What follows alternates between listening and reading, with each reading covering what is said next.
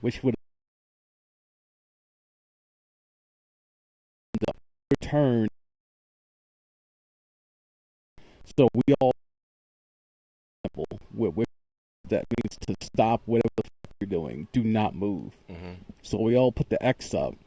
Guy blew past that, didn't give a fuck. He's coming straight towards the goddamn terminal. And we all walked away because we were like, yo, I'm not getting in trouble for this shit. We all are on tape with the X up for him to stop, and he didn't give a fuck. So we all walked away, and then he called us back outside the tower, He said, yeah, the pilot didn't understand. I'm like, what's understand? You got 3 people with bright-ass orange wands putting up an X. It's not hard to see. But they wanted to discipline us, but we told them to pull the tape, and they pulled the tape, and they saw that the fucking guy was probably drunk, and then they let it go. But yeah, someone actually said that. You said that, or they said that that he was probably drunk. Yeah. No, they didn't tell us that, but the way that he was turning the plane, it was obvious he was either preoccupied with something. I'm kind of scared now. In the cockpit. Yeah. It's weird, man. Yeah. I feel safe because, like, a lot of times nothing happens, nothing goes wrong, but then there's that 1 or 2 times a month where it's like, wow, that could have went really wrong. That could have went way south. Like, yeah. Did you see that movie with Denzel Washington where he had substance abuse and drinking problems, but he actually maneuvered the plane and saved everybody? Yeah. And I'm thinking, you know what? If a pilot had a glass of wine, I'd probably be like, all right, you know, because there's 2 of them, and they say these things can fly themselves anyway. But the way he was pounding, I don't know about that. You got to draw the line, you know. Yeah. My cousin just graduated from aviation school. He's trying to be a pilot, so he was telling me all the stories of like kids that have failed out because they were drunk during the flight simulator. I'm like, how shows up drunk to a flight simulator? Well, check this out. You know Eric Skyer? No, Sam, you don't know him because he's a buddy of mine. You must misunderstood me. Goes knows a guy that I know that I went to school with. His brother-in-law became a pilot, but he started off, and I want to say a similar job to Sam, or maybe it was inside. Because do you remember Charlie's friend Paul? Yeah. I mean, he went to the highest level of aviation school. He was super smart, and they got him because he needed to lose his weight and eyes, and I forget. I'll tell you more. Yeah, here we go.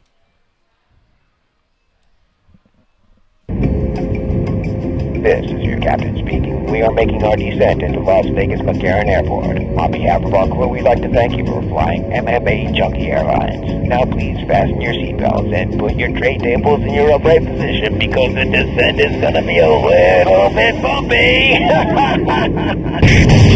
All right, Junkie Nation, it's time to roll, baby, on MMAjunkie Radio with Gorgeous George and Goes. This is what we doing while we do it, baby.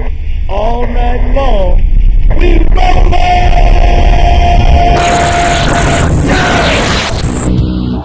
The MMAjunkie Radio revolution is upon us.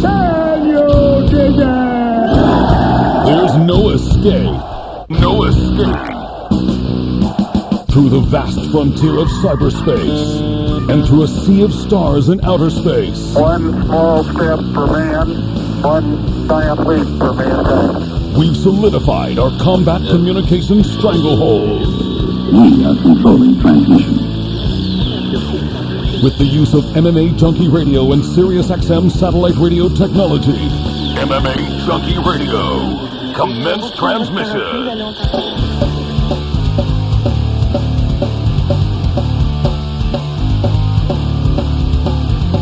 Live from MMAjunkie Radio HQ in the fight capital of the world, Las Vegas, Nevada. Here are your hosts, Gorgeous George and Goes. From the fight capital of the world, inside the beautiful Mandalay Bay Racing Sportsbook, you are listening to the MMAjunkie Radio Show. I'm your host, Gorgeous George. With me as always is the devious and dastardly Goes. He's our ace co-host and backies. He's handling all the producing duties today. It's Sam. What's up, guys? Was that how you're going to read his name? Sam. I like it, because Danny it's Danny, right? And then Right. Sam should be, it's Sam. And then Victoria, I don't know what you would do there. I'm But trying to tie in something to do with spitting on shoes, because that's how I've identified Sam. If you give him the wrong look or step to him wrong, he will spit on your shoes. So he's a bit of a G in my book. I like it because you don't really know that. how to react to it. because you're kind of like, oh man, that sucks. But then at the same time, I guess you just take one shoe and wipe the other, and then you move on, right? I think. But it's enough to kind of like, you know how. Oh, but man. I may say to myself, okay, let me play it cool. That was a gangster move. This guy's ready to get down. But I'll tell you what, the finishing move is going to be that loogie that's on the tip of my shoe right now. I'm gonna put it on his neck. I'm gonna kick him in the neck or something like that. Kind of like to put it back on him, his own loogie. You know what I mean? But it takes time to figure all that out. That's it does. By then, I may just go, here's my wallet. Leave me alone. Yeah, by then he's off the subway. but the thing what kind of interests me about that whole thing is I totally forgot what I was gonna say, George. That's what it was. Oh, okay. Yeah. Something about the loogie and time has gone by and I don't remember the gangster move and nothing? No. You forgot? Yeah. You just spaced it, huh? My brain just farted. All right. Well, first of all, let me say hello to everybody that's listening via Facebook and YouTube, including Ramundo Martin, a.k.a. Showtime. Jeff Powell, love the show. Great lineup today. He's talking about Jorge Masvidal. Huge winner. I mean, this guy really, really moved the needle on Saturday. And the sky's the limit for this guy if he can just build on that. So Masvidal will join us today. Njokuani should already be here. There he is right there. Alex Ricci, he'll be on the show as well. He'll follow Njokuani. 2 in-studio guests today. Hey, when you shake his hand, try Knight. and do like a breaking move. He'll do it back. I'm good at the other way, yeah. Jason Knight will be our other guest. Sit on down. What's up? Oh, shit. Oh, man, what's up? Passed it right back. There you go. Nice. You're Anthony, right? Okay, just making sure. What's with all the bang? You're representing the brother? Oh, you're both that. You both do that. Oh, okay. Bang Athletics. It's been so long since we've talked. I didn't know that. I just know your brother's Chidi Bang Bang. Uh-huh. And you're Anthony Njokuani, the Nigerian assassin. Yeah. Okay, so that's what threw me off. I didn't mean to disrespect or anything. That's slick, though. I love it. Appreciate it pops. I know. You want to leave that behind? Huh? Want to leave that behind? I wish I could, but I can't. No. You know you got more at home. You know what? I wish I had. You know you got more at home. I wish I had hats for you guys. I should have brought some. But once we get more inventory, I got y'all. All right. You Let me see the sweatshirt.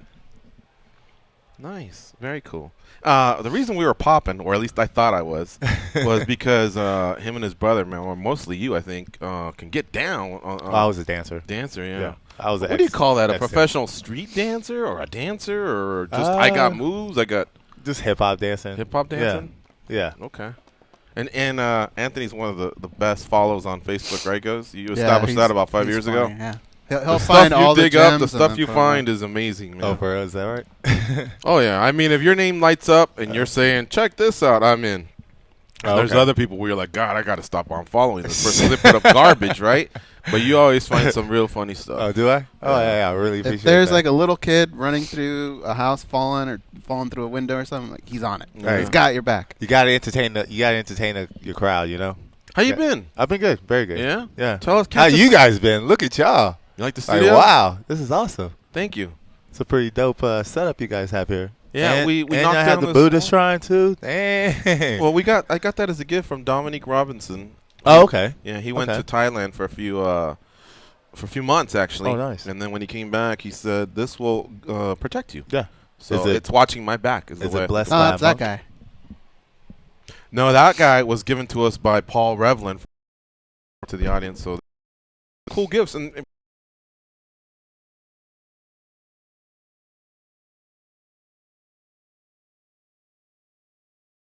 and what he told us, the gist of it was, it's Japanese, and he will protect our door. Okay. Yeah. So anybody that comes through our door, he needs to face the door because he's protecting us. Okay. And then this was given to us by Dominique Robinson, and he watches our back. Yeah.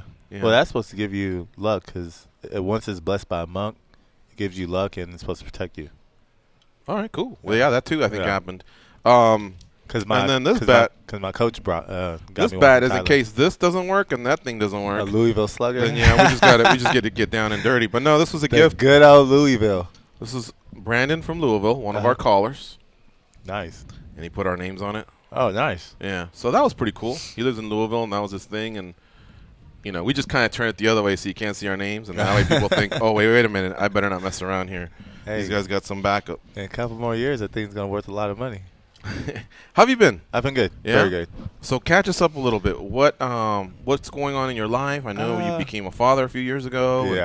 Yeah. Looks like you have apparel line. Yeah. What else? Now I'm fighting for Lion Fights. Right. On Friday. Yeah. Lion Fight 34.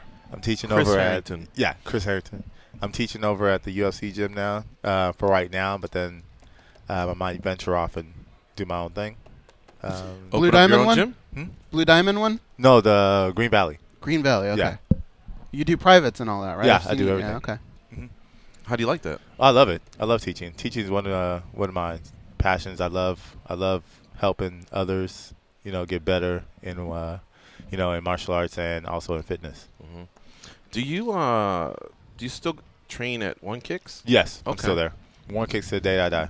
So that's your gym. That's your home base gym. But you just teach out of out of UFC gym. Yeah. That's not necessarily a gym that also preps you for fights. No. Okay.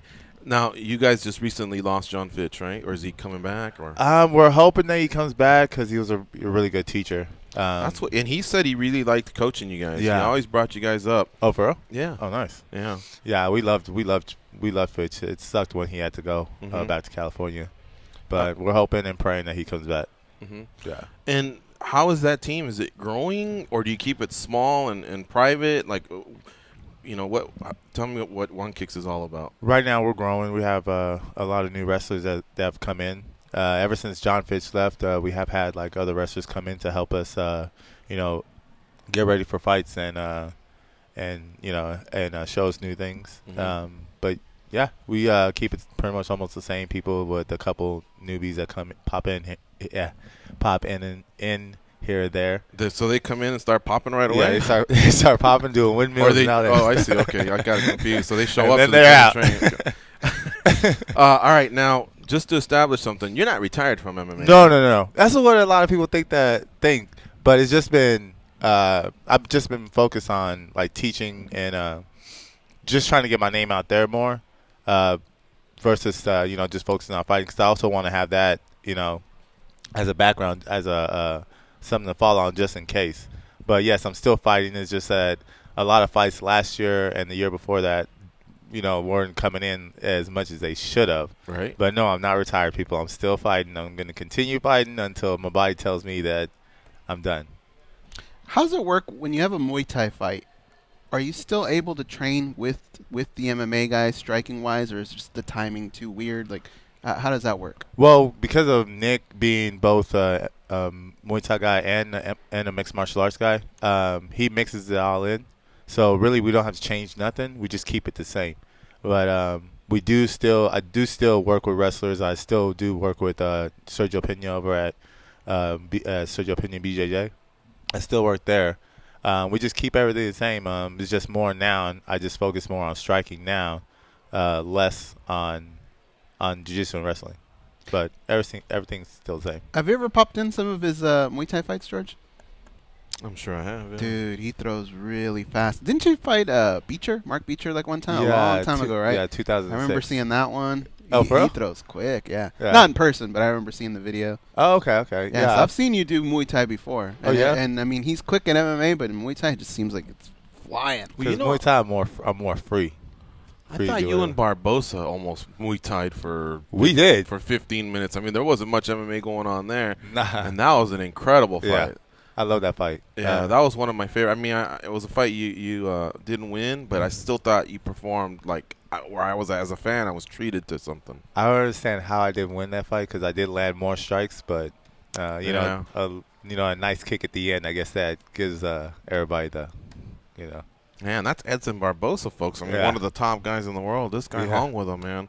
All right, so right now MMA is just on hold. You're focusing on Lion Fight 34, Chris Harrington. First, before you tell me, I want you to tell me a little bit about Chris Harrington.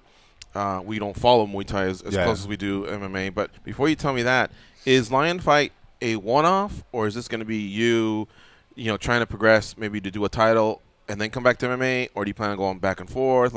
how would you say your two careers are going to unfold in 2017? I'm planning on just going back and forth. I really want to do this fight and then go into Bellator kickboxing.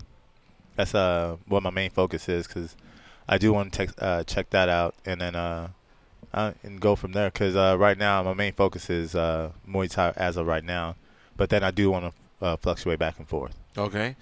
And now I have another question, and then we'll get to Chris Harrington. Now, if you want to divulge numbers, go for it. We're nosy. You know, we like to dig. Fans are wondering. But if not, then you tell me, let's go to plan B.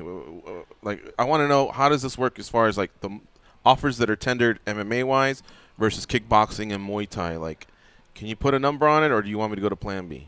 Can't really put a number on it. Okay, so let's put on plan B. You ever played a game of Monopoly? Yeah. There's the $100 bill, the $50 bill, the $20 bill, the 10, 5, 1. So let's just use the facts, I guess, for as an example. When you get offered a MMA fight, let's say usually it's like a $50 bill of Monopoly. Mm-hmm.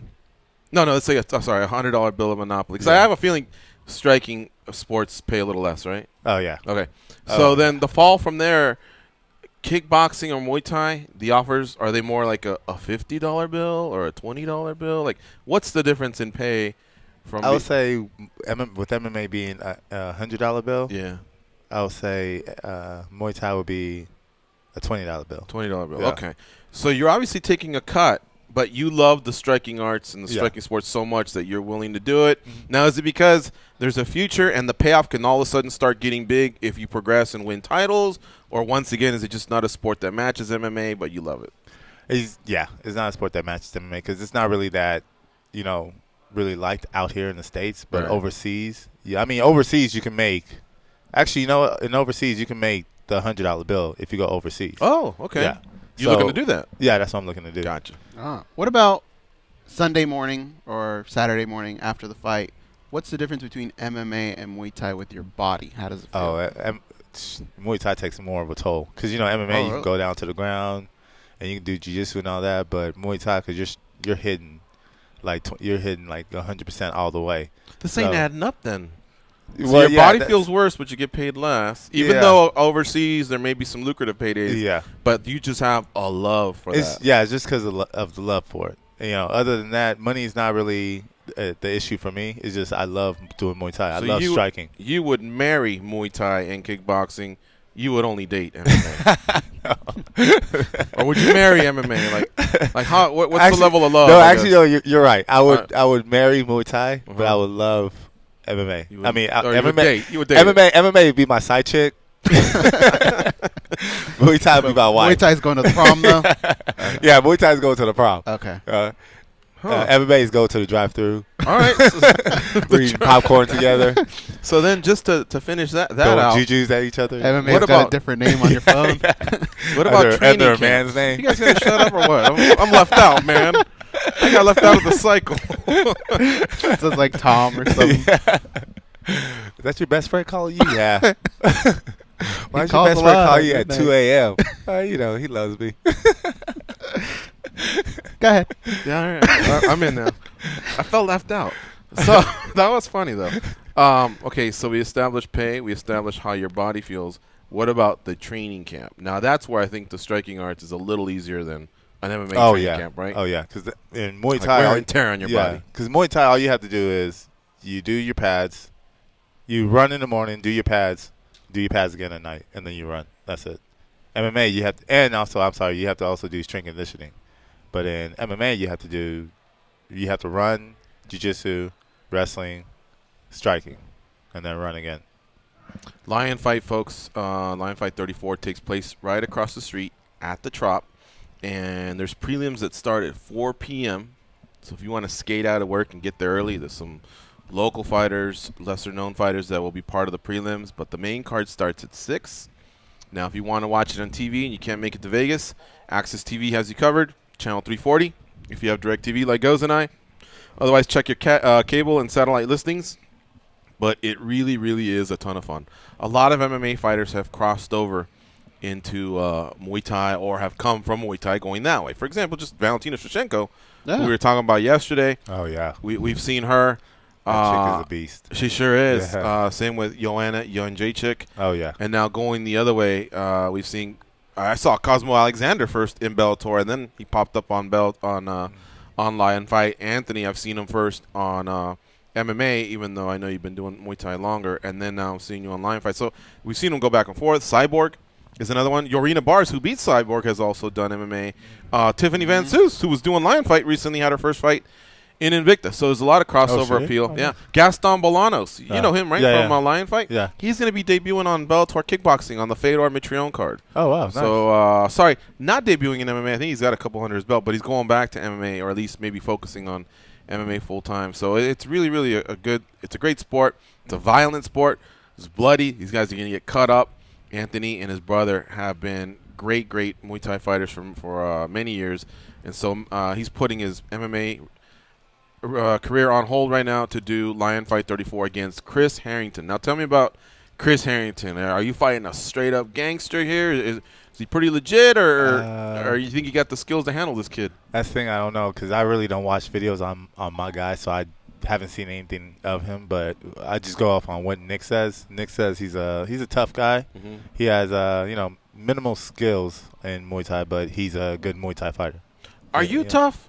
Oh, and by that tough. I mean, there's a lot of people that have like I think I got kicked in the nuts a bunch of times and still came back fighting. Well, I think there's a lot of fighters. And I got poked in the eye. Every single one of my fights and still kept on fighting. Everyone that's gotten poked in the eye has come back though. Really. I broke my hand. I broke my right hand in the first punch in UFC, and I was fighting with this hand. Right. But when I fought Rafael dos Anjos, so I think I'm tough. Okay. Dang, and I need this bat, George. He didn't like that question. No, well, he didn't let me finish. He jumped down my throat.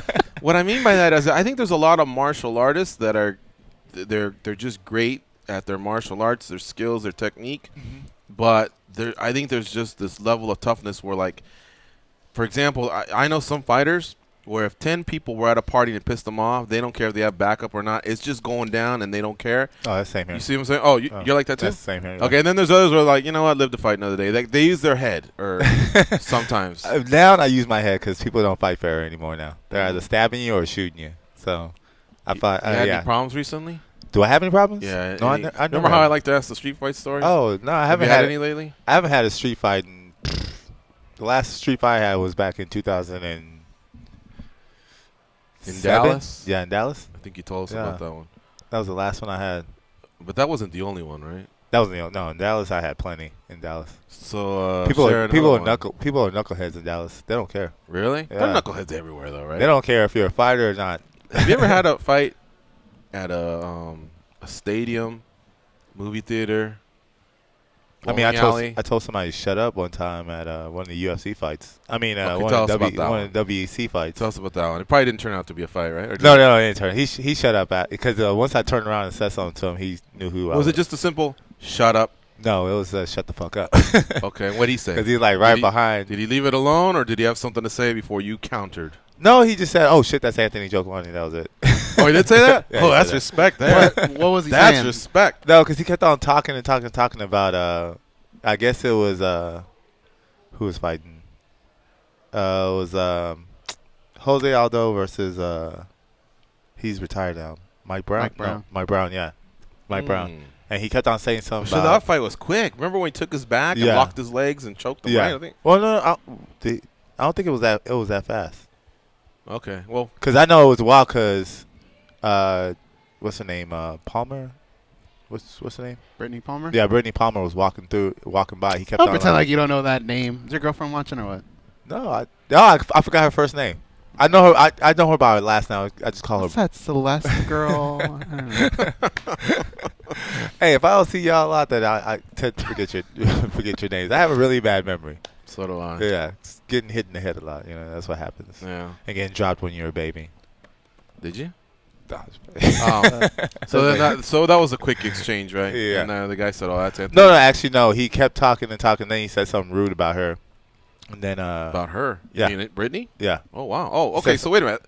I thought it was just all right. So start from the beginning. I keep it. Okay, so it was me. And I didn't even know some UFC execs were not execs, I would say, but some UFC workers were sitting next to us. I didn't know that until I turned and saw her sitting because it was me, Steve Cantwell, and some other guys were sitting on the left-hand side as well from UFC and WEC. So he kept on saying something that was very rude, and then he kept on talking about the fights and saying how much he would beat up Jose Aldo if he got in there. And I was like, God. And I was like, yeah. What was this, Edmund? No, it was. I don't think anyone's ever said that. No, some regular guy that was sitting right behind us. Okay. Like he wasn't a fighter at all. Right. And he said, I could beat that guy. But he was talking like he could, like he knew what he was talking about, and he was talking like he knew that he could beat Jose Aldo or one of his fighters. And then he said something rude, something that was very rude to Brittany about Brittany.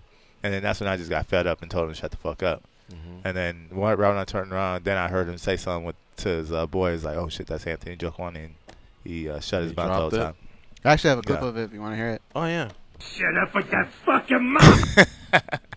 Hey, did you? How'd you get that? Cheaty, actually. How'd you get that? Did you stand up and do it, or did you just turn around and do it? I just turned around and said it. All I said it pretty loud because a lot of people heard me and turned around and said, and then I see Steve Campbell was like, "Oh shit!" And he looked at me. He's like, "Oh shit!" Then looked down. By the way, check out Canwell versus Brian Stan. They had some great fights back in the day. Oh yeah, yeah. I don't think Brian Stan likes me because of that fight. Really? He's always had like something. Oh, Canwell was part of your gym. Huh? Yeah, That's he always right. had something against me. What does that have to do? Because you were a training partner, he didn't like you? Yeah, because remember Steve beat him and got the belt. Yeah. Huh. But what, were you in his corner? No, I wasn't. He just knows that I'm Steve Cantwell's training partner. Oh wow. And I have a feeling That means he'd have to dislike Stephen, you, Cheaty, John, Baroni. He never gives us any props, I tell you that right now. Wow. Never does. When I fought Darren Cruikshank, man, he was all over Darren Cruikshank's nuts. So Was he really? Hell yeah. That doesn't seem like Brian Stan. He seems like he calls it down the middle. If you watch that fight, you'll see. Let me write it down. I'll go back to that. If you watch that fight, you'll see what I'm talking about. Like My brother even said it. He was like, "Dang, what was up with Brian Stan?" I was like, "What do you mean?" He was like, "Yeah, I heard the commentary. Brian Stan was like all over Cruikshank's nuts and just talking bad about you." And I was like, "Yeah." And then he was like, "You already know the deal." He was like, "Yeah, I know." So. Now I'm interested to go back and listen. How many more years? Yes, I am saying this on the air because I don't care. How many more years are you gonna fight? I don't know. I think I got what? I got 4 or 5 more years. I don't know. I know my son wants me to come home. Both sports. Both sports, yeah. Okay. But your son doesn't want you to fight anymore. My son loves my fighting. Actually, he can't wait to watch this upcoming one. Wait, does he live here in Vegas? No, he lives in Dallas. Oh, I see. But he's gonna be with my mom. He's gonna be at my mom's house. Now it makes sense. Okay, yeah. When you said you want him to come home, he wants you to stop fighting and eventually move back to Dallas. Yeah, move back to Dallas. Yeah. Yeah, I was like, that sounded bizarre. Yeah. Okay. So it almost reminded me of Gladiator. Remember the wife and the son wanted him to come home, but he had been gone 5 years. Yeah. And geez, talking about some real vicious people, man. Back in the day, they wanted to get to you. They'd get to your family. Yeah, first. That was a great movie. Wasn't that was it? a great movie. I just saw it. It just sucks the way that they had to. That they killed them. I think they told him your family will meet you in the afterlife. Yeah. And I was like, oh. Set them on fire and hung them. Yeah, dude, that's. No, actually, no. They ran over her son. I thought they crucified him or something like that. Was it? No, I think they hung him and burned him. Was Really? it both? Yeah, both of them to a crit. Like he walked in, was just slabs of bacon hanging there, man. Shit, now I gotta watch Gladiator and this fight. Yeah. Hey, and if you really want to just sidetrack from that, check out the porn version. It's called Gladiator. All right, listen, my man. It's been great catching up with you. Yeah, you made me spit all over myself. It's been great catching up with you. Good luck on Friday. Lion it. Fight 34, 6 p.m. And there's tickets available because I saw Anthony on social media saying, come get at you if you want a ticket. Oh, yeah. So there's tickets still available. It's right across the street at the Chop. And Miletich, Chevello, Ron Kruk, the whole team, they'll be in town calling the fights. Mm-hmm. It's Anthony Njokuani against Chris Harrington. He's not done with MMA. He's not done with Muay Thai. Still here. He's still around. Yep. What do you want to plug before we let you go? Pretty much thank you guys with the continued follow. I appreciate you guys having me on here. And also, check us out, Bang Athletics Apparel. You can see all the new latest apparel that's on there. We got all the new news about my brother, me, and a bunch of other fighters that we have on there that's part of the crew. So check us out, Bang Athletics Apparel. And also follow us on Instagram and Twitter, Bang Athletics Apparel, Bang Athletics 1. No, Bang Athletics, I'm sorry. At Bang Athletics, yeah. Take a deep breath. I can't even. Which one I can't even shoot any plugs, man. Come on. Right. Someone on Twitter was like, Yeah, I know. So what was the final one? At Bang Athletics, guys. At Bang Athletics. At Bang Why'd you Athletics. guys add the guys to it? Just kidding. At Bang Athletics. All right, folks. That is Anthony Njokuani. On Twitter, it's at Anthony Njoku. Same thing on Facebook. Check him out. Follow him. Him and his brother. His brother just came off a huge win over Melvin Gillard at Bellator 171. That was too funny. This past Saturday. All right, folks, we're going to take this break. When we come back, we'll be talking to Alessandro Ricci. Not Mike Ricci this time. It's Alessandro Ricci. I'm not even messing with Alex. I'm going straight to Alessandro Ricci. every time? Every time. Yeah. Alessandro Ricci. He will be here in studio with us. He's got a fight against the Irish Dragon, Paul Felder. It's coming up. We'll tell you all about it when we come back after this break.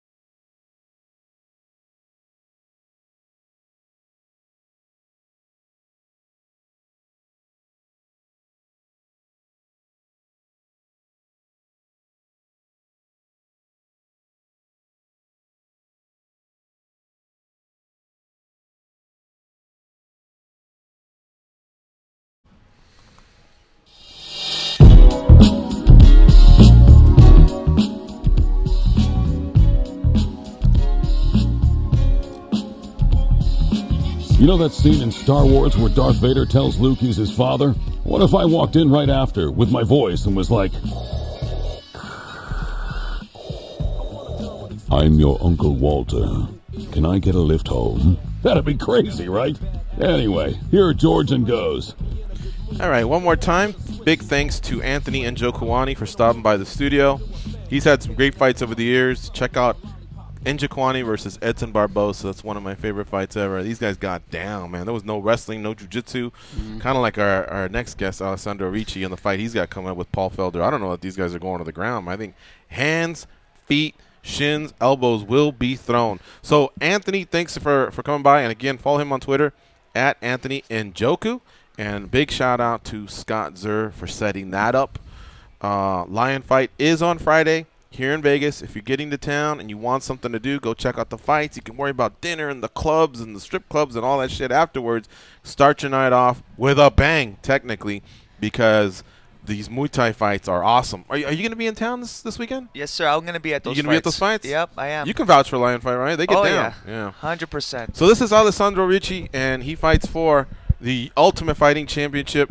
And there's a fight coming up, a card coming up, sorry. It's called UFC Lewis versus Brown, or also known as UFC Fight Night 105 in Halifax, Nova Scotia, Canada, on February 19th at the Halifax Scott Center. Scotiabank Theater. Yeah.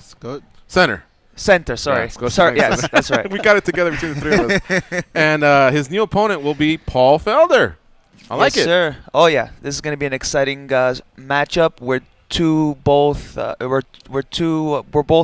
striker-based fighters, and Paul, he's a tough dude, so he has a lot of experience, and I'm excited. This is just another test. This is just another stepping stone that I'm going to overcome. So Herrera's out. Alvaro Herrera from Jackson Wink. Yes, I sir. remember we had Holly Holm on the show last time you were here, and we were talking about you fighting her teammate. Now, Felder sometimes does time at Jackson Wink, so I think it's still a Jackson Wink fighter, but I know him more as Paul Felder from Philly. So they have some familiarity with you, and you know who Paul Felder is. Yes, sir. You got to be excited about this matchup. I'm very excited. This is a opportunity that I've been waiting for a long time. That now that I'm in the show, I want to fight the top guys, and I want to work my way up the rankings and beat these guys. That's why I'm here. I really thought you and Angelo at first clicked, but it would be one of those where if there's no fight camp, there's no need to see Angelo. You've been coming back a lot. You guys are really meshing here. Me and Coach Reyes, me and Coach Angelo, Coach Reyes, he's been taking me on the next level. We spent a lot of time together, and we're constantly evolving my game. We're focusing on constantly becoming a better martial artist every single day, and it's just a great experience, and I wouldn't want it any other way other than being with Coach Angelo. So very blessed to have him in my team. Are we getting closer to maybe a full-time move out here? Definitely planning this year. I want to be living here part-time. I got my team, M1 Thai Boxing, back home. And the gym, right? And the gym and all that stuff. Business. But exactly, yeah. I like the, living part-time in both places. It's fun. I love Vegas. Yeah. I love Toronto. They're two great cities, and I could see myself living here, part-time, like 6 months out of the year. Now, we're bitching about the cold right now. It gets as low as 32, 40. Lately, it's been warming up to 50. What's Toronto like?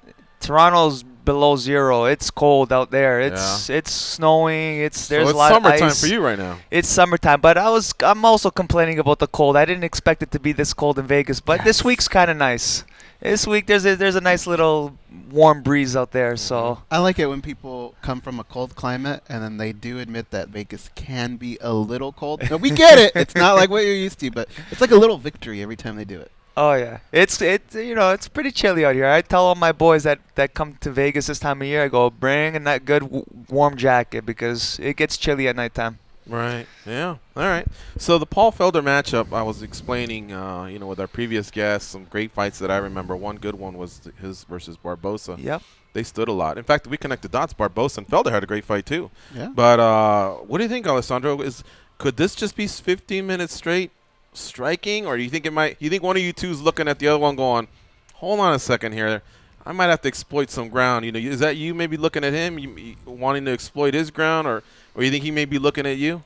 I'm a flow fighter, so I take it wherever the fight goes. Like, I'm able to fight standing up or on the ground. It really doesn't matter for me.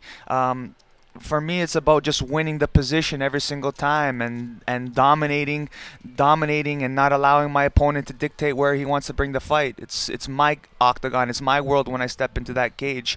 And it really doesn't matter who I go up against, because it's all about me. And my coach, he's trained me to fight anybody. It doesn't really matter. Even if Paul Felder falls out and they have a last-minute opponent, it really don't matter. And my focus is all on me. Do you anticipate there being a little bit of a feeling out process? Because when I break down the fight, I'm very interested in who's going to be able to gauge that distance first and where your guys are going to be in that cage, maneuvering around that cage. Mm-hmm. Do you feel like it's just going to be boom, right at it, both of you, or maybe kind of feel each other out a little bit? For me, it's like I like to come off the gate strong, strong and sharp and assertive. And, it seems like, we're both very educated strikers. So I'm sure there's going to be a little bit of a chess match going on in the feel-out process. But like I said, I go in the flow. If I see the opportunities, I'm going to start letting it go and lighting him up right off the bat. And that's what gets him going, he said. Have you noticed that? He says, I just can't seem to kick it in gear until someone sticks it to me, And then all of a sudden, he's a little bit of that Irish dragon comes out. But I always think, God, if you're waiting for that, by the time you react, you may be done. And that's not the best strategy, I don't think. You know what I mean? But it works for some people. They need to wake up in there. But it doesn't matter. Like, for me, it's all about what I'm going to be doing, how I'm going to be controlling the cage and what's happening in there. You ever had one of these with Angelo where you're just hitting mitts, and maybe it's just not your best day, and all of a sudden he whops you by the side of the head? Oh, yeah. As if to He's say, giving me a couple good shots. He's giving me a couple good shots. Yeah, he does that? Oh, yeah. He's a nice guy. He's always smiling, but I always feel like he can get down if he needs to. If he needs to send a message, it will be sent. 100%. He definitely keeps me in check, and I'm a hard worker, so he's telling me it's easy to train guys like me. You know what I mean? Because I show up every day. I'm committed to this sport, committed to my craft, improving myself constantly, and it's a pleasure to work with Coach Angelo Reyes, and the experience that I'm having over here, it's really cool. Did you sit down at the beginning of this year and write down any goals? Are you driven by goals or? Always, yeah. I'm driven by goals. What do you want to do in 2017? I want to dominate the sport. I really want to take over the sport. I want to climb up the rankings, and I want to go after that title. There you go. In 2017? 2017. You think you can get it done, in 3 fights? Is that a 3-fight schedule, or you want to get a 4th in? 3-4 fights, don't matter. Yeah. You know what I mean? Whatever it takes. Do you like how Cowboy and Garbrandt and Alvey kind of fight often? There's a time in your style, or? I've done that before, where I'd fight constantly every month. Sometimes, I remember fighting on a Friday night, knocked out my opponent, then, Saturday night comes, and then somebody got injured or sick, and then I stepped in there. So, it all depends on the fighter, their state of health, their mind, but I like being active. It keeps me sharp, and as long as my body's healthy, my mind's sharp, and my spirit's willing to go in there, and I'm willing to do it. Is part of the allure of living in Vegas the fact that there's a lot of boxing in town, too? Like Frampton and Santa Cruz was last weekend. Yep, I went to those fights. Okay. Yeah, it was amazing. The energy, and that's the thing I love about Vegas, because it's such a great fight time. Lion fight this Friday. Yep, Lion fight this Friday. I'm constantly surrounded by great martial artists, and I'm in that the atmosphere, and that's always being around in the arenas, and it's good for me to be around that, because it keeps me sharp. It keeps me, I need to be in that groove. What happens when you run into other fighters? Are there ever open doors? I mean, I know you go to Drysdale's, but are there ever open doors for Syndicate, Extreme Couture, or do you just like it where you're at? Oh, we've trained at Extreme Couture. I train with a bunch of the guys that train out of there. Robert Drysdale, he's absolutely amazing. I love training with him and his team. And then we train all over Las Vegas at the UFC gyms in town in Green Valley, and so. Like our last guest, Njokuani, he's probably rarely set foot in Extreme. He's you know done what I mean? Syndicate. I've seen him there. He's at Syndicate. It just seems like there's some fighters who've been here a long time and they just somehow don't make it across. Yeah. I'd be more of a nomad. I think I'd be floating around, trying to keep it cool, trying to get a good look everywhere. That's how I am. Even back home, back in Toronto, I train at like all the main gyms in Toronto. I have a good affiliation with everybody, and I feel like you learn so much from different coaches, different training partners, and it's good to change it up a little bit. Alex, I know a lot of fighters won't tell us exactly how they're going to win the fight, but do you know in your head how it's going to end? Do you already have that mapped out? When I visualize, I play the what-if game, you know what I mean? So I'm constantly visualizing different situations, different finishes, different positions, and, like, obviously everybody wants to get a knockout victory or a great submission victory, and I'm a flow fighter, and my style, it's a knockout-based style, and I want to finish excitingly. So the goal is to hit, not get hit, and make it as exciting as possible. I have a prediction. He likes the what-if game, by the way. I know, I like that too. That gentleman over there has seen something in tape, I can promise you. A certain combo or a certain angle, and he knows what it is, and that's how he's going to finish the fight. Yeah.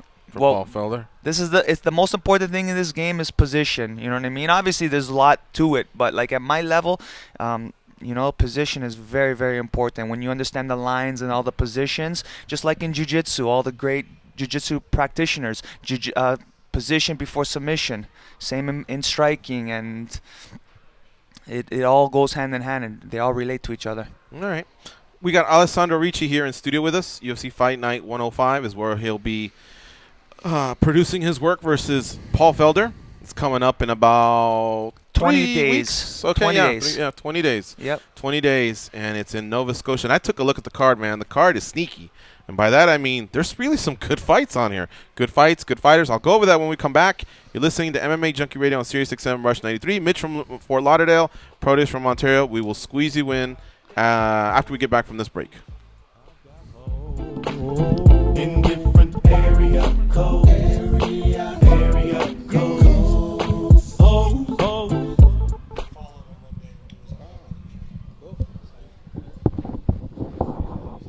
Two and a half.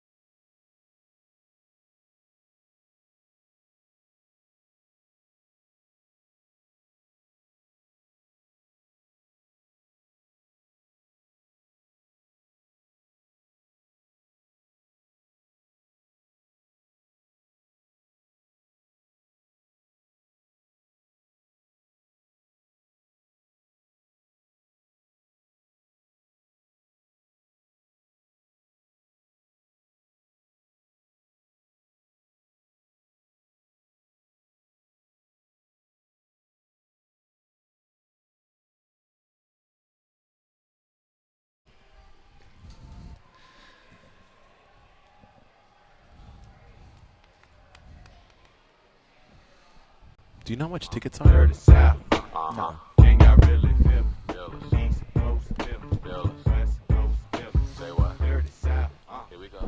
Here are my life coaches. Everything I've done has been under their strict supervision. Here are George's Goes and George. All right, we're back. It's MMA Junkie Radio on Sirius XM Rush 93. We're going to take a couple calls right now. Alex has decided or we asked him to stay a few minutes extra, and he will, because I do want to cover the whole card and what's on tap for UFC Fight Night 105. It really is a good card, and I'm really excited about his matchup versus Paul Felder. All right, so we have Mitch from Fort Lauderdale. He was waiting the longest. What's up, Mitch? Hey, guys. Thank you for taking the call. Thank you for calling in. First off, absolutely. First off, my first call to you guys about 10, 11 months ago was to see how's Trig doing, what's he up to, will he be back in to host? Needless to say, he was in not long ago, so thank you, thank you, Danny, thank you, Victoria, and Sam for bringing him in. It only took us 11 months, too. Yeah, and we did it because of your no, request. No, I didn't expect it. I was happy. I didn't get a chance to Facebook Live or call that day, but I was happy to see he was in. Yeah, he's a good guy. On to Senor Masvidal. Mad props, because early in that fight, I was a little concerned about those leg kicks because, they can take their toll. Yeah. But alluding to what Goes was suggesting about a feeling out process, well, it seemed like not only did George do it quickly, but he seemed to also take his time in figuring out the cadence, the timing of Cerrone's attack. And next thing you know, he seemed to have turned a strength, Cerrone's kicks, into not only a weakness but a mistake. He did. Because he started catching him with one arm and punching him with the other. Yeah, so, he either caught him or just countered him, and that was huge. The way he exploded wasn't just one punch. It was 1, 2, 3 punches. Big overhand was just catching Cerrone. So Masvidal did some homework. Now, Goes and I were saying the same thing, Mitch. We're like, hey, man, those kicks can add up. He blocked one. That hurts the forearms, even if it doesn't get through. Sometimes they even get through, and I think there was maybe 1 or 2 to that. I can't remember. I know there was a couple to the body. Starting to get red, his leg. And then the left leg took at least 3, and then I think the inside of the right took 1, and those just start becoming cumulative damage, and they start slowing you down. So we had a feeling that he had to pressure him because Cowboy loves to strike when he is at a standstill, and so then he moves in on you. But if he did a little bit of the Nate Diaz blueprint, which was to pressure him and make him move and react, then I think that takes Cowboy out of what he's used to doing. It took him a while, but when he did it, damn, he struck. I mean, he struck hard, and, he hurt Cowboy really bad at the end of the first, finished him in the second. But it did get scary there. He didn't he didn't waste time, and even feeling him out within 5 minutes, it was pretty much done. So now, to touch on something Kevin Lee talked about yesterday, what I view is at best overconfidence and at worst just flat-out arrogance, not watching a fighter's previous tapes in preparation. I'm not a coach or, I'm just a junkie. But if I was coaching, I would recommend, or put it this way, I would take that fight or that fight tape and I would study the hell out of it. And I've got to be able to use it as a training tool for my fighters, as how to quickly yet slowly and methodically assess your opponent and take him out. Maybe not in 5-6 minutes, but that was an exemplary performance. Wow. Yeah. Blew my mind. Then he got the mic and talked about a $200,000 bet. That's made waves. So overall, a good performance by Masvidal. He's definitely on the map. He's in to keep getting even bigger fighters. Mitch, thanks for the call. We got to move on, though, all right, brother? All right, take care, man. All you right, guys be good. Take care. Let's sneak in Proteus here before the break. What's up, Proteus? What's up, dudes? Good to have a little comedian content in the studio. Alessandro, what's happening? What's up, buddy? How are you? I'm all right. I was hoping I was going to be able to make it out to Halifax, but it doesn't look like I'm going to be able to do that because Buffalo came up. So good luck in your fight. Thank you, sir. Guys, you're more than welcome.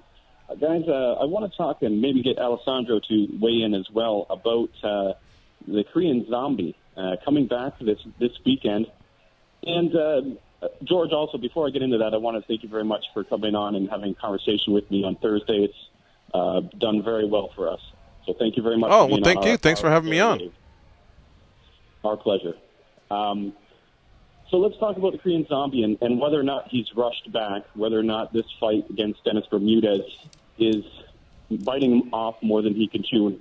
Hey, So I Proteus, apologize if you've discussed this already. let's do this. We only got 45 seconds before this first hour is up. Let's get through this. Just hang on the phone for about 3 minutes, and when we come back, you can dive into your call. We can answer everything you got, okay? We don't want to disrespect you. Right? Exactly. All right, so we'll put you back on hold. I'll let everybody know they're listening to MMA Junkie Radio on Sirius XM Rush 93. Those that are watching on Facebook, you can also watch us on YouTube. It's youtube.com/MMA Junkie Video. Those of you watching on YouTube, you can also watch on Facebook. Facebook.com/MMA Junkie. Official MMA Junkie. And I bring that up because sometimes a site gets blocked or something like that because of work or your phone. So I'm just giving you options. We're also on SoundCloud, soundcloud.com/MMA Junkie Radio.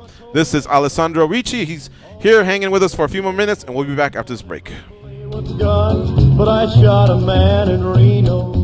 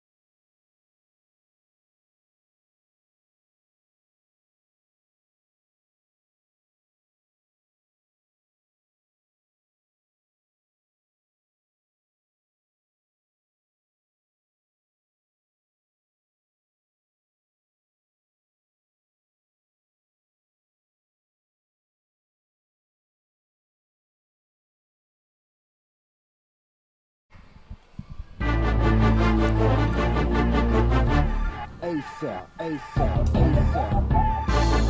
During the commercial break, they were probably talking smack about their next guest, but now they're going to act like they're all cool with him. Here they are, George and Goes. Every time he plays that, we kind of are talking smack about someone, right? A little bit.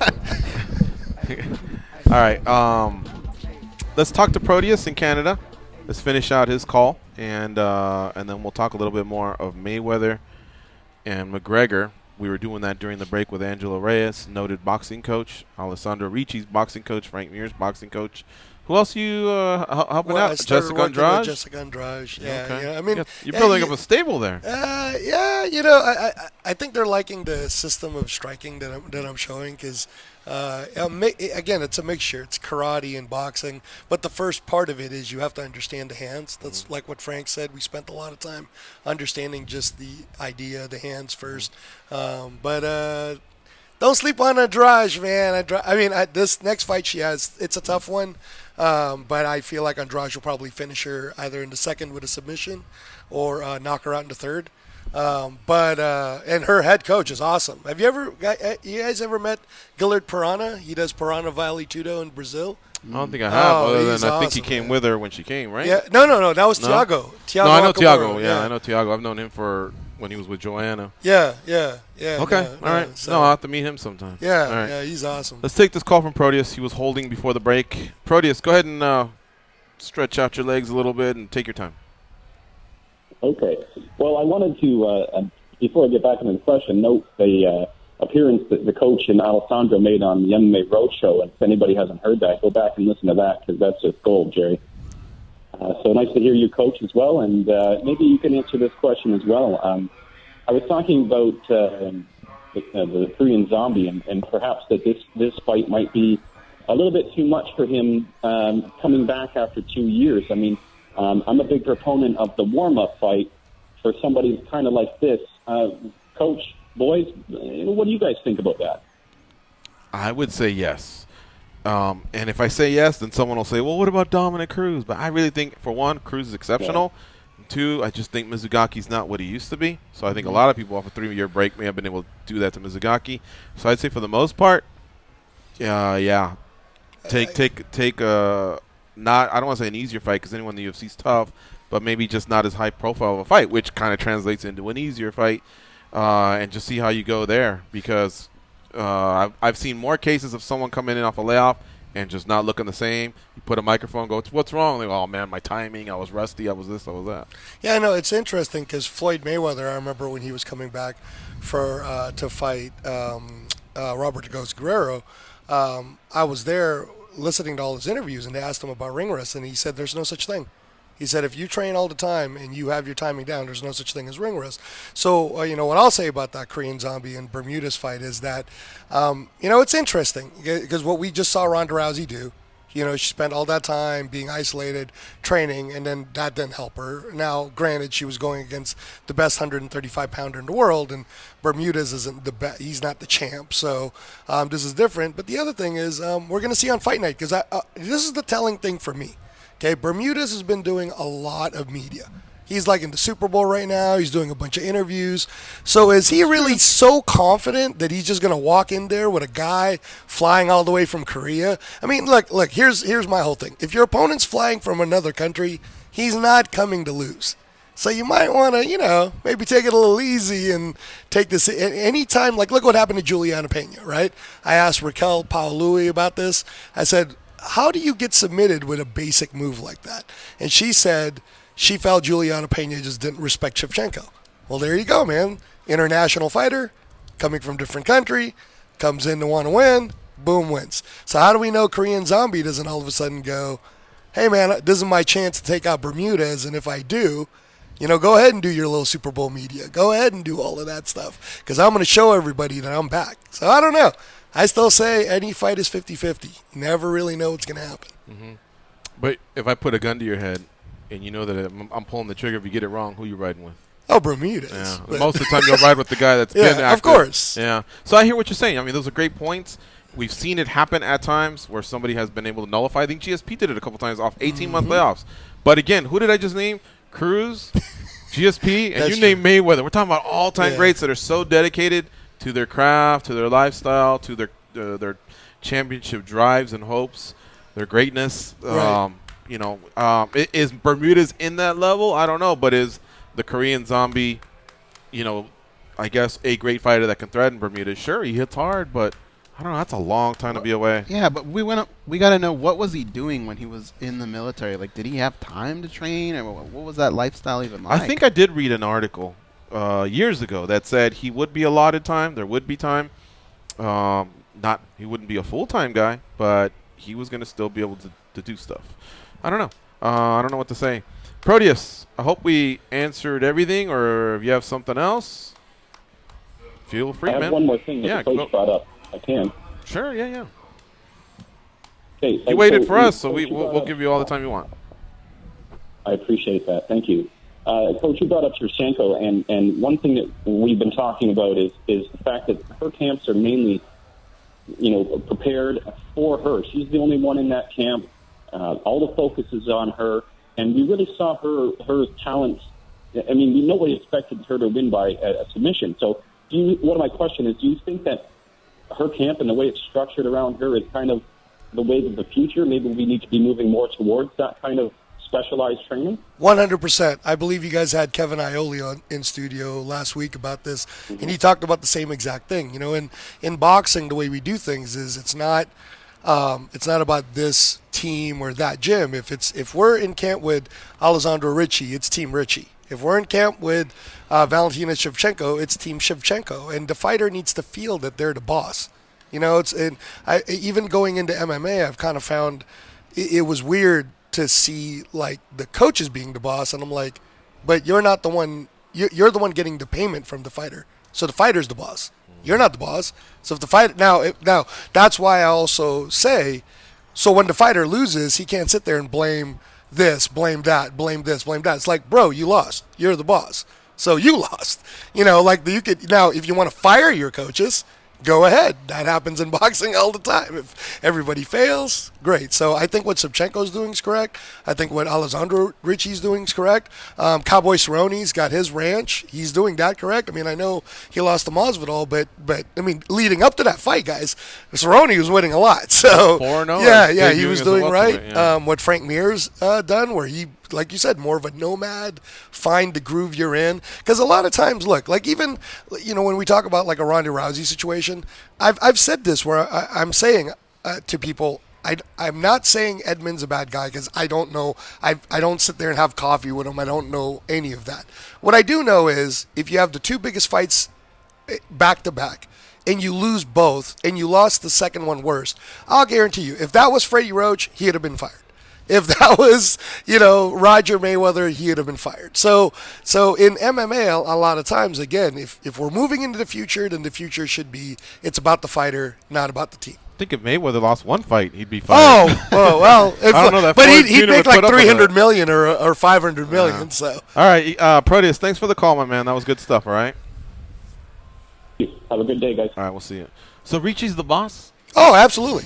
No, he tells me what to do all the time. See, he's messing around. Let's prove this. Yeah. Can you tell him to bring us some water? Yeah. Coach, no, he takes care of it. He always brings me water. Yeah. I'm just kidding. Hey, you brought up Ronda Rousey, and did you hear Dana White's comments that he doesn't feel like she's coming back? I heard that, yeah. But Dana also said he'd never put women's MMA on, and he did that too. So come on, guys. List of things he said. Yeah, I know what you mean. He also said the Floyd thing was never going to happen. Next thing you know, he made an offer. All right, so this fight card, take a peek at it, man. UFC Fight Night 105.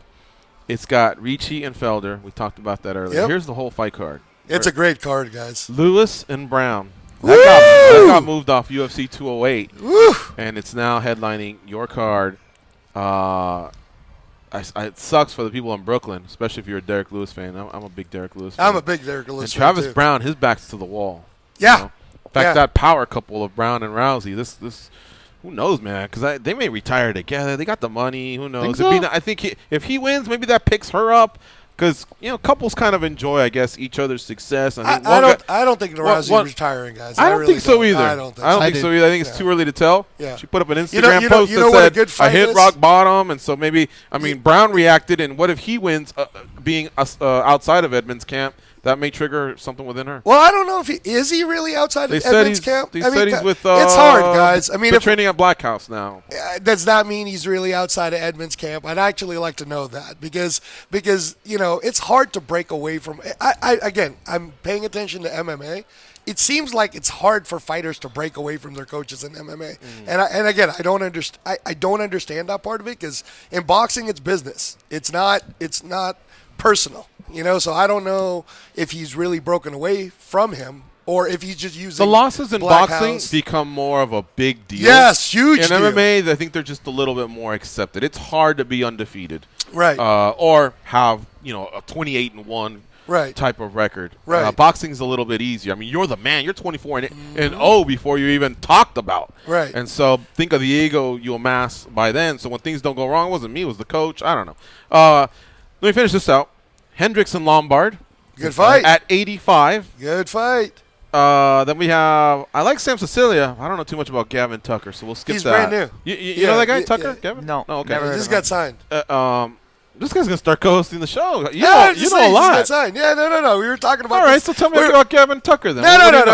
I think he's the one from Halifax. They signed him. I believe he's the kid who is out of Halifax. Look it up. East Coast MMA. You're right. Thank you, sir. The Cage Siders. So you know what? Plug that show. No. So we started for deep, in-depth MMA coverage.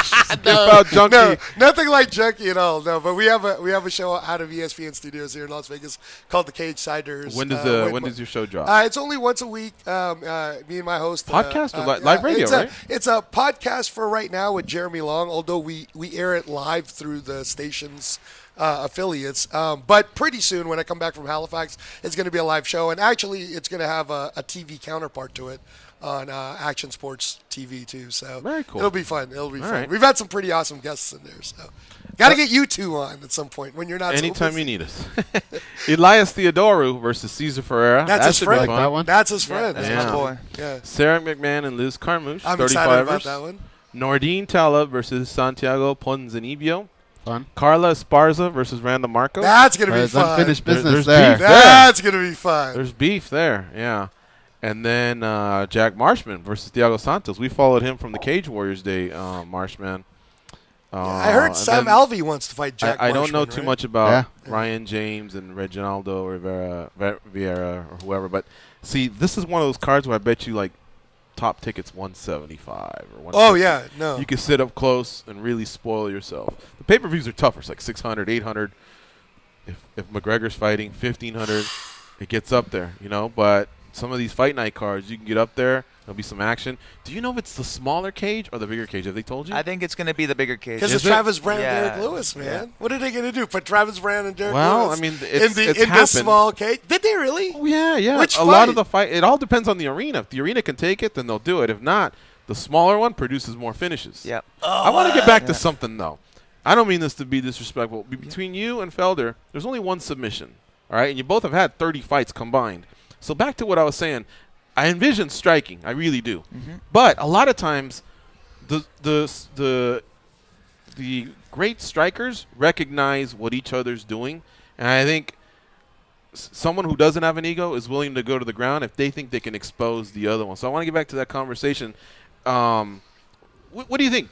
Do you think you may be the first guy to – is that something you want to do? Like maybe threaten with some wrestling and show him what's up to open up the striking? Or definitely. That's that part just of – details you don't want to give away? Or for me, no.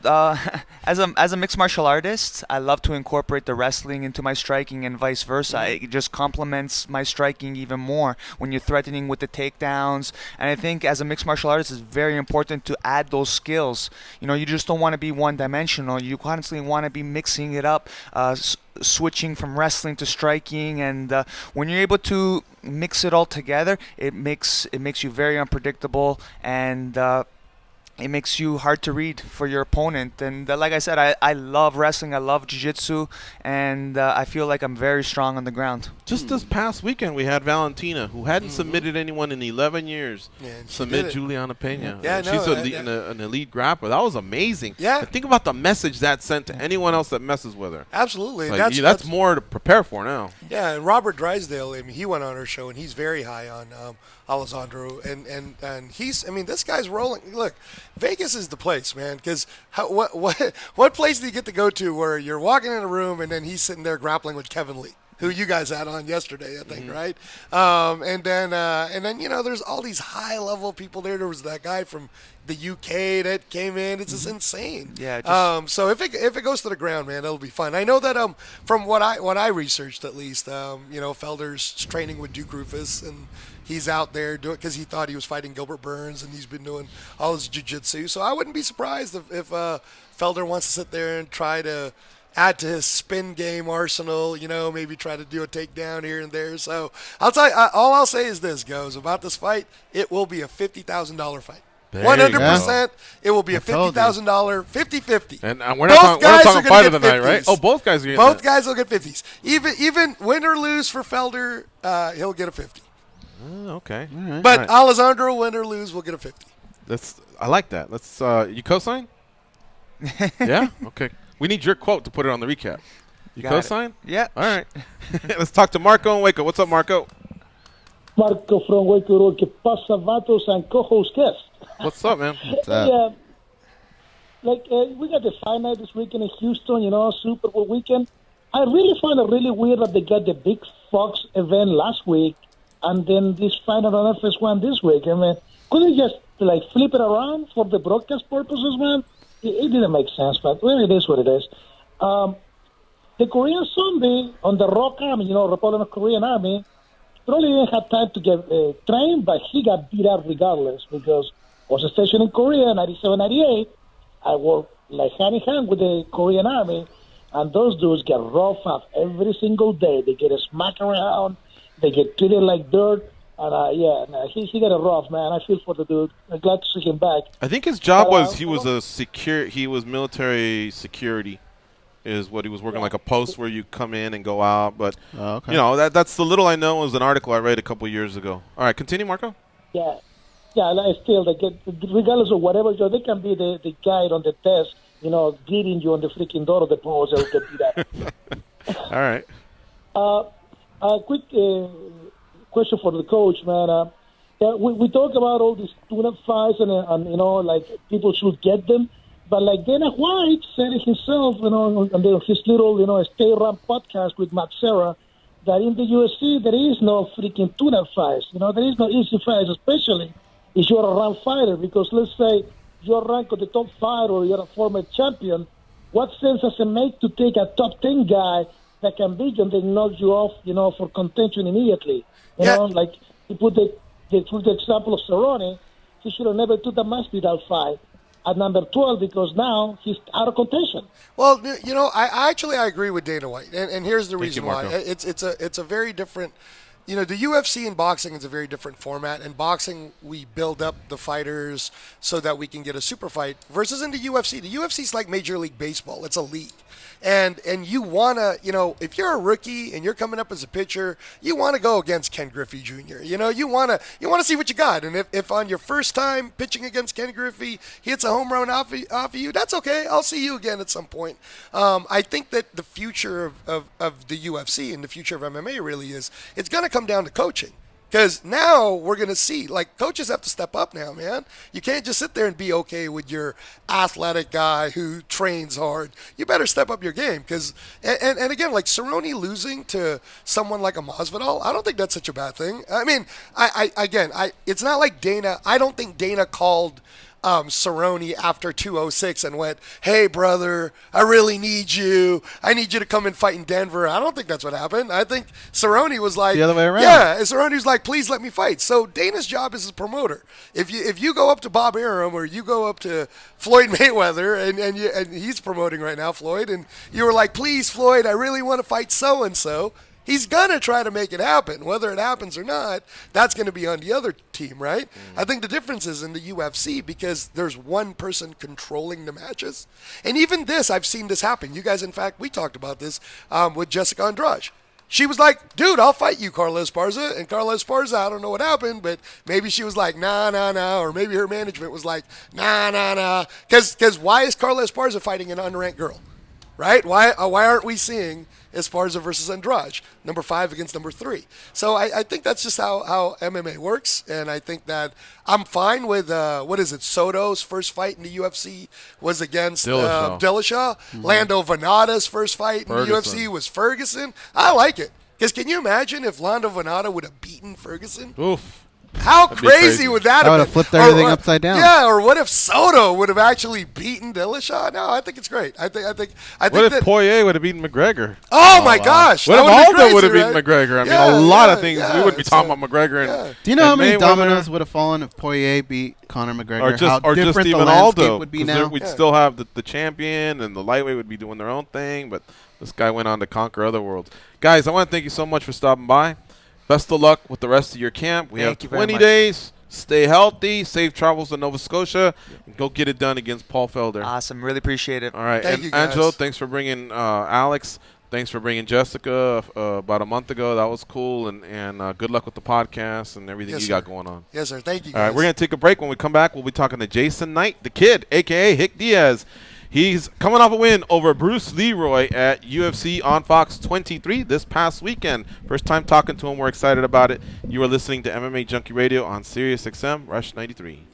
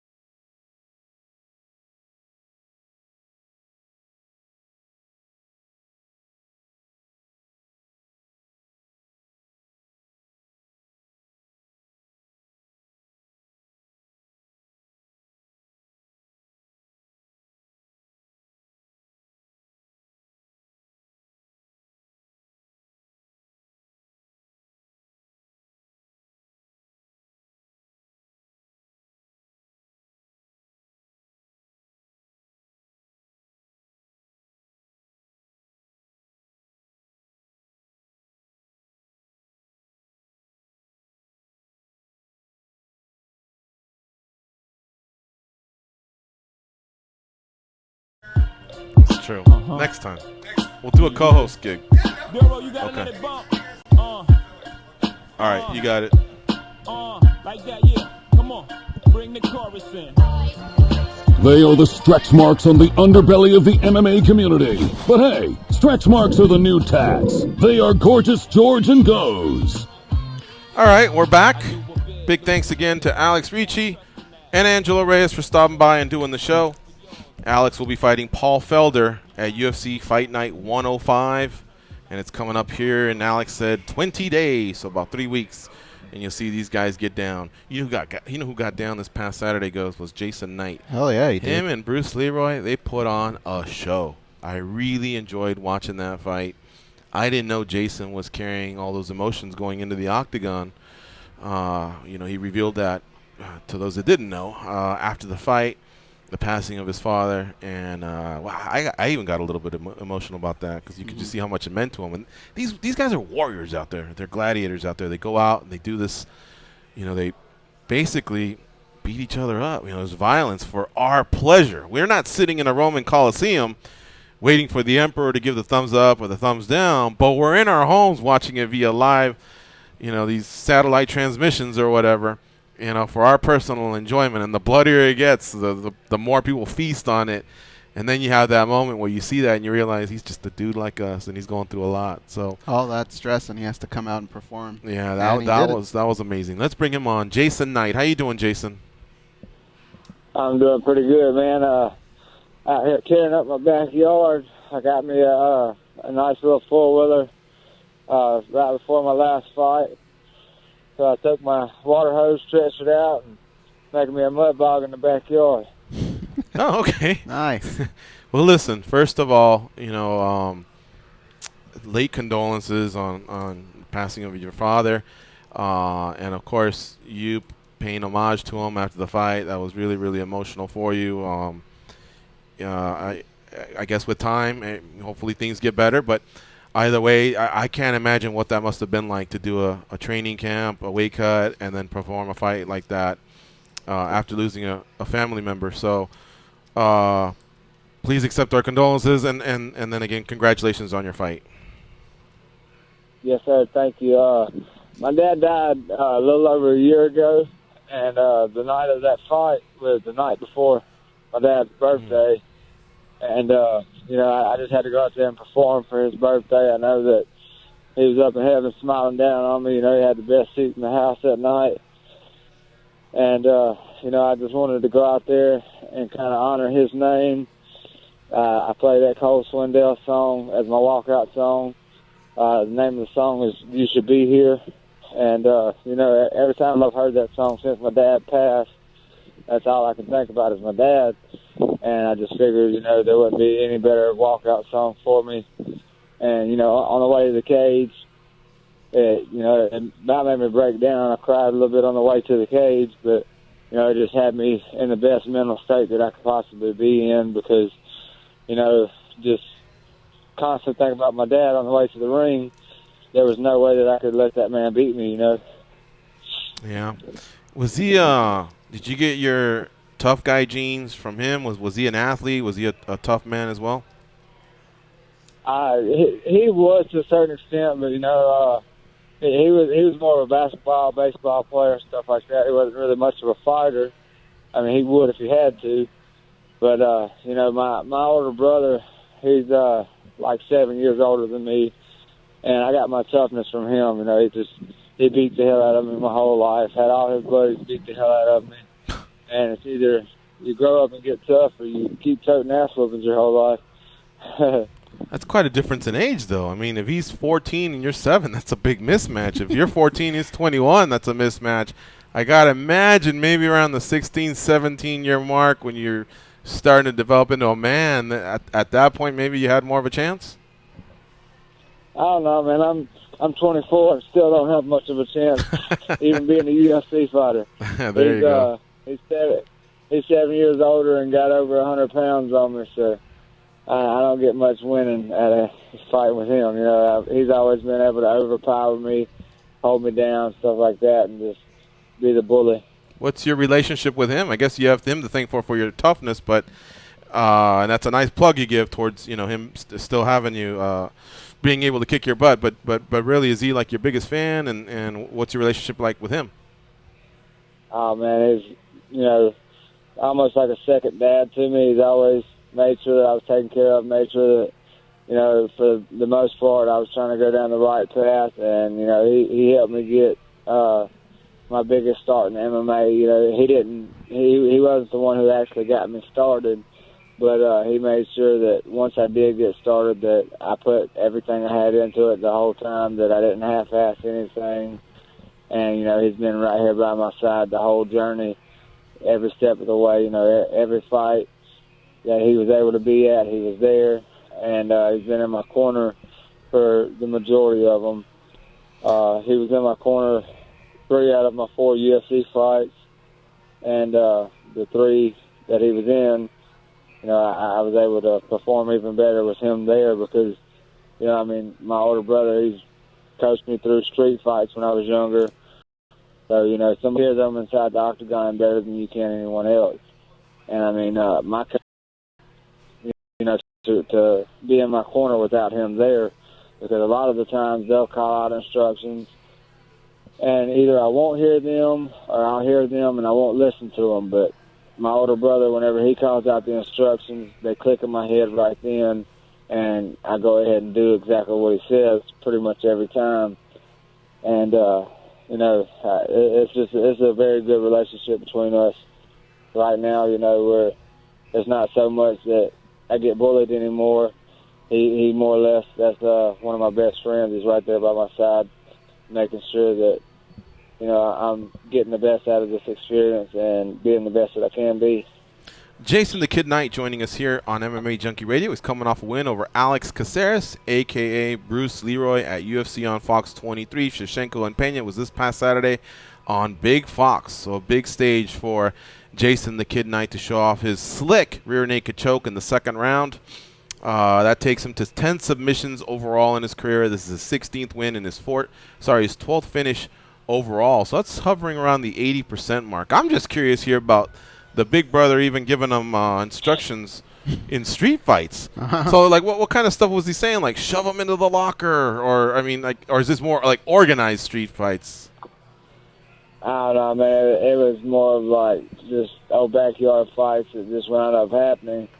And, you know, you got a big brother around telling you don't get your ass kicked, then you can't lose. You know, you can't lose in front of your big brother, because you lose in front of him, it's time to get your ass kicked the second time. And, you know, that's what it was. It was like, you better not lose, Jay.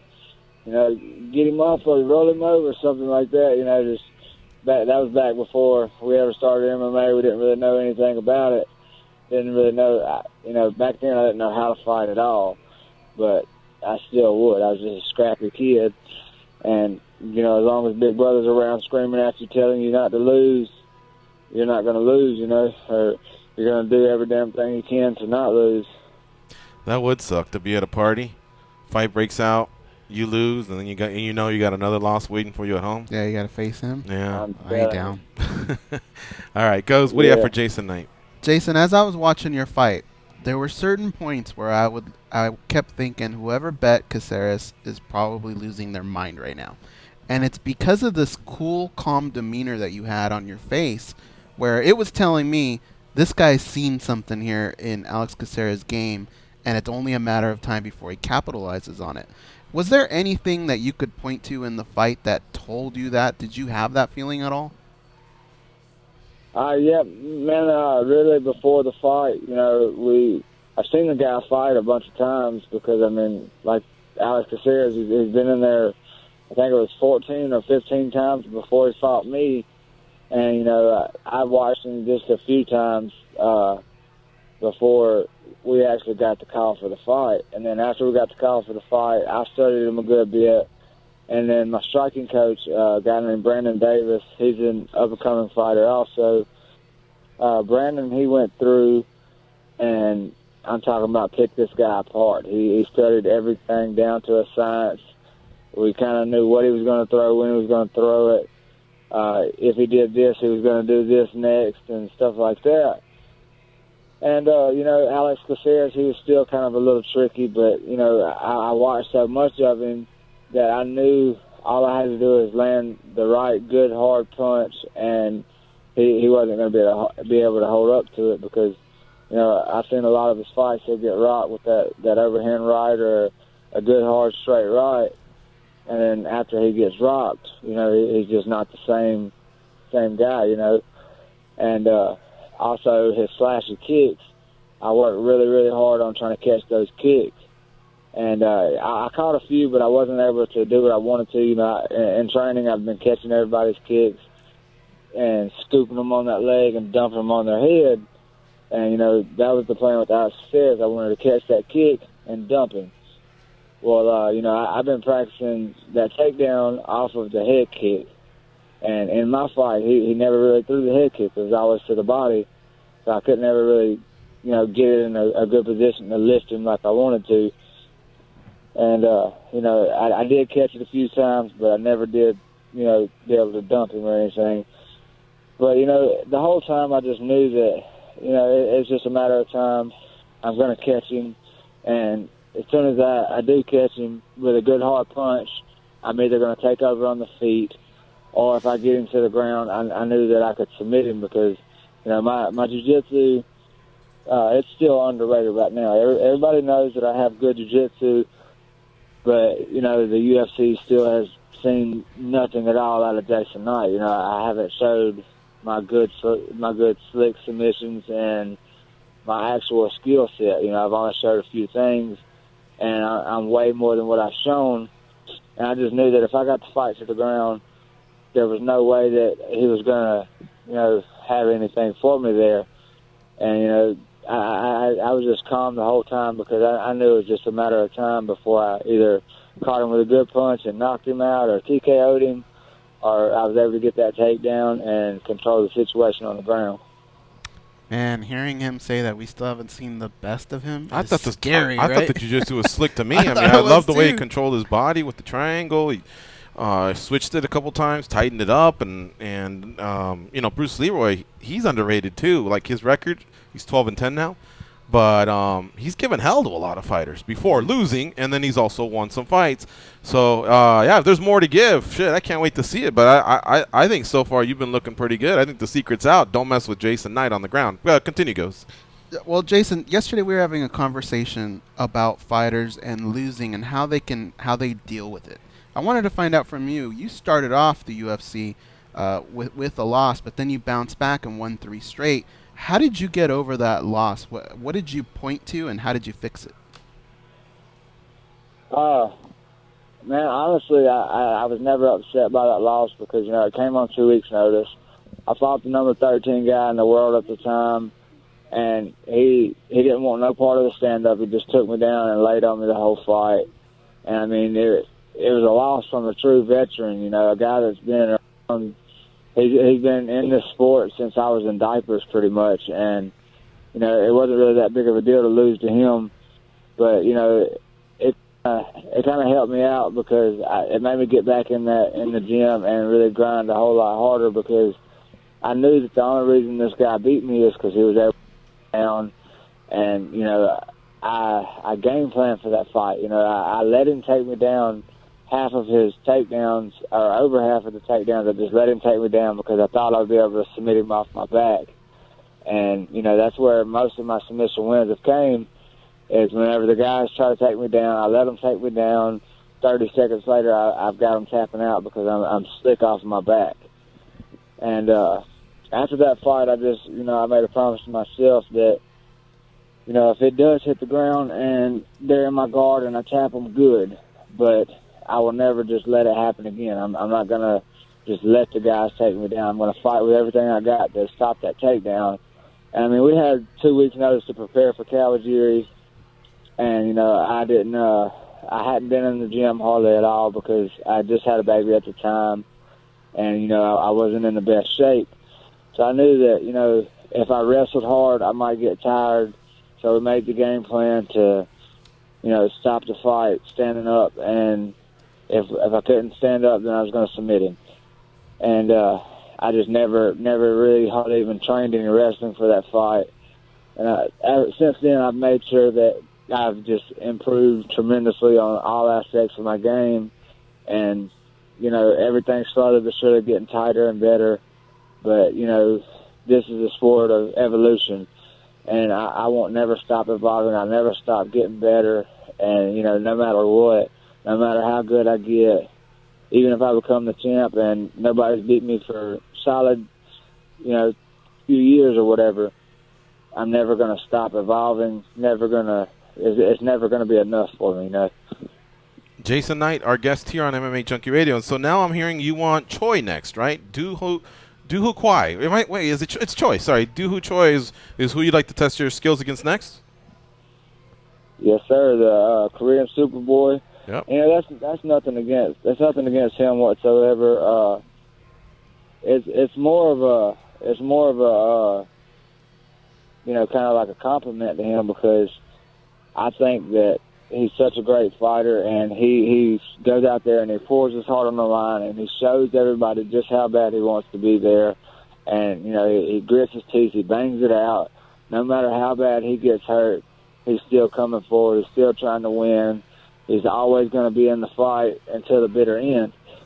And, you know, in my eyes, he's a lot like me in that aspect. You know, he doesn't want to lose. He's going to give it everything he's got. If he has to kill himself in that ring, he's going to try to come out with a win until it's over. And, you know, I think that if me and him get in there and we fight, win, lose, or draw, it's going to be a fight of the night, unless I'm able to submit him quickly or whatever. But win, lose, or draw, it's going to be a fight of the night. It's going to be one of those kind of fights that people talk about for years and years. And, you know, I don't really, of course I want to climb that ladder. I want to get to the top. I want to be the best. But it's not really about all that to me. I want to go down as one of the greatest in the world. I want to be a legend in the sport. And, you know, I want to be one of those guys like BJ Penn, Donald Cerrone, you know, Forrest Griffin, whatever. The guys that 20 years from now, even whenever, you know, the younger generation don't know who the hell you are, you're still talked about. You know, they're playing videos of your highlights all over the place. And I believe that me and Duho Choi, if we get in there, that fight right there is going to be one of those kind of fights that 20 years from now, people are still going to talk about it. All right, so I really respect your answer. I love the fact that you aligned yourself with another fighter. That's what fans like. That's what the UFC likes. That's what the media likes. You called someone out. So my only question, this will be my last question. Again, we're appreciative of your time. It's Jason Knight here on MMA Junkie Radio. Is like we know that the UFC, the matchmakers, most of the time they like to line up guys coming off a win versus another guy coming off a win, and then the ones that have lost, they take on someone who's also coming off a loss.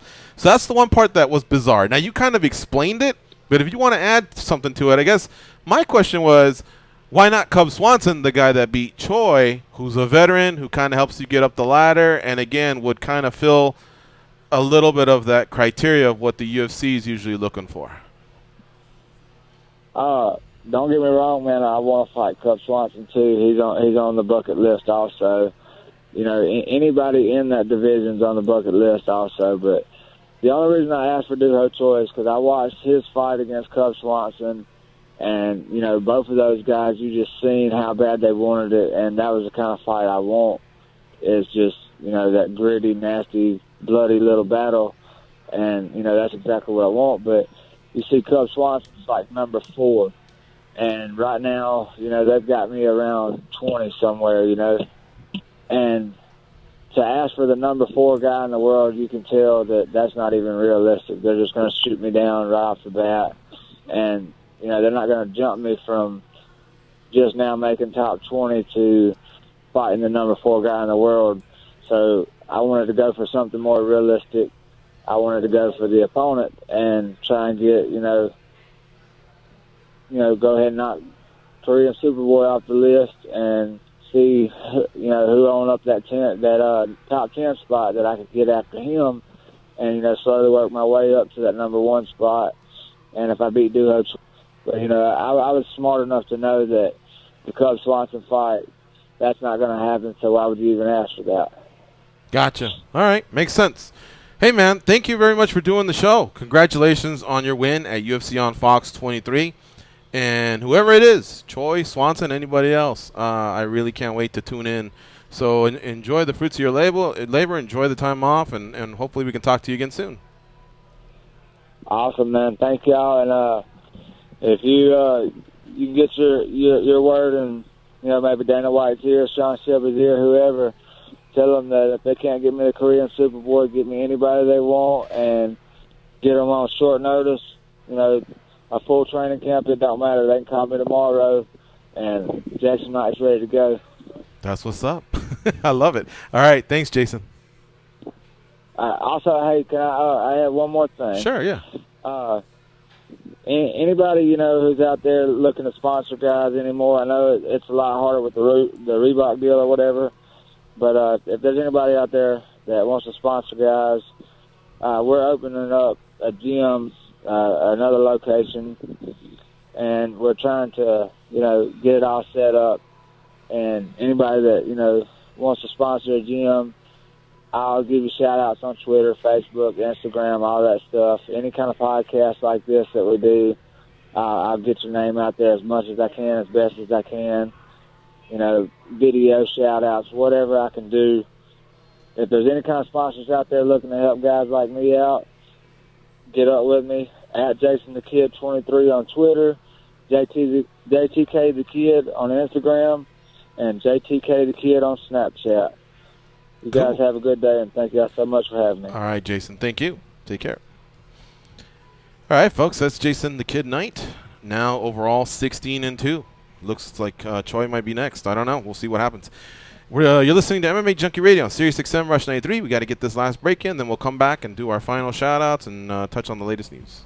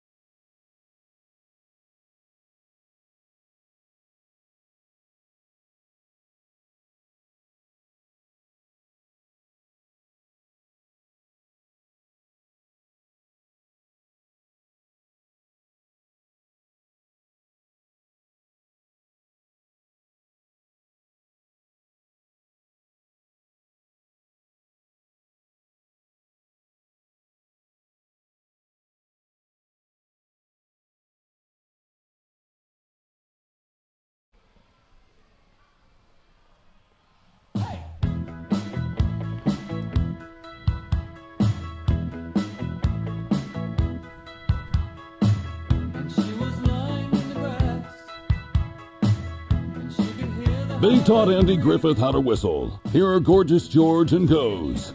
Okay, I got to hustle through this, but thanks to all the callers. Thank you. Well, there wasn't that many, actually. Mitch from Fort Lauderdale, Proteus from Ontario, Marco from Waco. Did I miss somebody else? Yeah, there was one more, I think. I think there were 4. Josh? Did Josh call? I think so. All right. And Josh you know, did not call. I didn't even look. Like I said, Josh didn't call, George. Okay. There was just 3 today, right, Sam? Yeah, just 3. All right. Njokuani, I want to thank Scott Zura for setting that up. Alex Ricci, I want to thank Angela Reyes for setting that up. Angela Reyes came in. I want to thank myself for bringing him on. Jason Knight, I set that up, but John Morgan did give me the assist back when he won in Australia.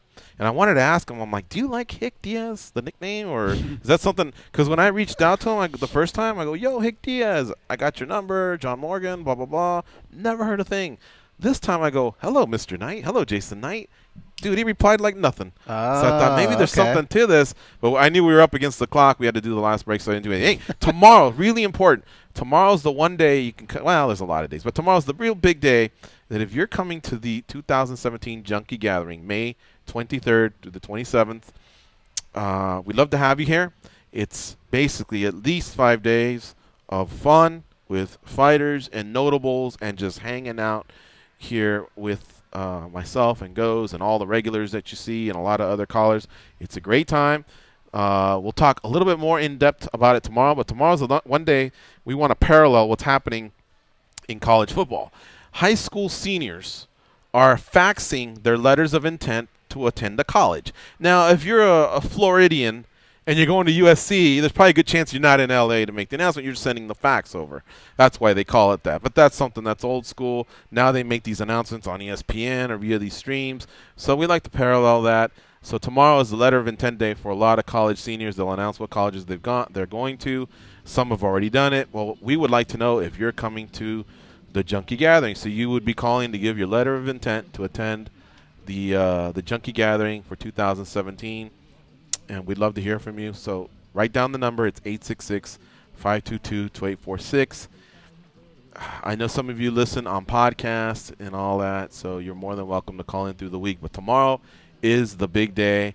Call in. Even if you're shy, call in, make it quick. Even if you're at work, take a quick break. We'll try and get you in. Just communicate with Danny and let him know, get me on quick or something like that, and we'll see what we can do. International callers, call in. Let's make it a fun time. This is actually one of our favorite days, right? Goes. Yeah, it's an important day for me because planning-wise, this is the day that will at least tell me everyone that I go to, this is our minimum. We've gone bowling with fighters. We've played dodgeball with fighters. We've invaded every gym in Las Vegas. We've had a meet and greet with Dana White. We've done the VIP bowling at Red Rock. We've done gym tours. Where we stop in and just go everywhere. We've done a meet and greet with Vanderlay Silva. Trivia night. Trivia night is concerts, beastly. Yeah, we Smashing go to concerts. Pumpkins, Guns N' Roses. Yeah, we got to get out of here. Sam and Goes, great job. I was fantastic. I took it to another level. I'm gonna keep on the run. I'm gonna have me some fun.